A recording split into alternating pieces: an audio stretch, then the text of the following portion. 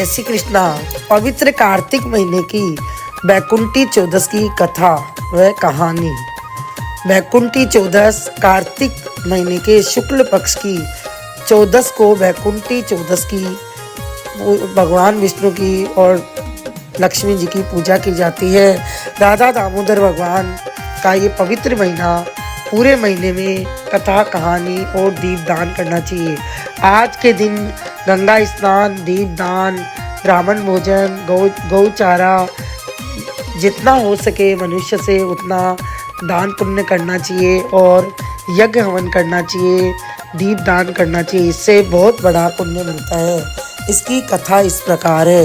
एक बुढ़िया थी, उसने एक छोटी सी बछड़ी पाल रखी थी। बुढ़िया कार्तिक नहा रही थी, सोचा कि कार्तिक में गंगा स्नान कराऊं। गंगा स्नान करने चली गई और बछड़ी के लिए चारा पानी रख गई। अब बछड़ी ने चारा खाया, पानी पिया, लेकिन उसकी रस्सी से पाँव उलझकर पानी के कुंड में गिर गई। वह पानी में तड़पती रही और उसने उस दिन वह रात को ना तो चारा खाया ना ही पानी पिया और उसमें पड़ी रही। उसी दिन बैकुंठी चौदस थी। अब वो बछड़ी मर गई। अब बुढ़िया उसी दिन रात को गंगा स्नान करके वापस आई। देखा कि बछड़ी अंतिम सांस ले रही है।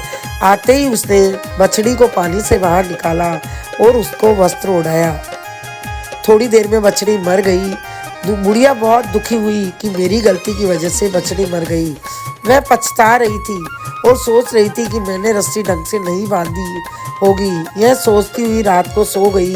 रात को सपने में बछड़ी ने आकर कहा कि बुढ़िया, तुम दुखी क्यों हो रही हो? मेरे को तो सीधा बैकुंठ मिला है।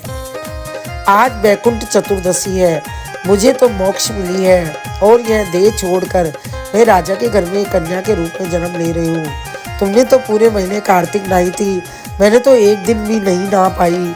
अगर तुम नहीं जाती तो मेरा बैकुंठी चौदस का स्नान कैसे होता? तुम्हारी वजह से ही मेरे को मोक्ष प्राप्त हुआ है। बुढ़िया ने यह सुना तो बहुत खुश हुई। सोचा कि एक दिन के स्नान से ही बछड़ी को बैकुंठ मिल गया।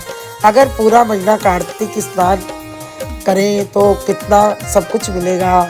अगर पूरे महीना नहीं नहा सको तो सिर्फ एक दिन ही स्नान, ध्यान, व्रत, उपवास, दान पुण्य, ब्राह्मण भोजन, यज्ञ हवन कर लेना चाहिए। इससे बैकुंठी चौदस का उपवास करने से मनुष्य को बहुत पुण्य मिलता है। हे वैकुंठनाथ भगवान, जैसे आपने बछड़ी को मोक्ष करी वैसे सबकी करना। कहता न सुनता न, उकारो भरता न, अपने पूरे परिवार की रक्षा करना। बोलिए विष्णु भगवान की जय, वैकुंठनाथ भगवान की जय।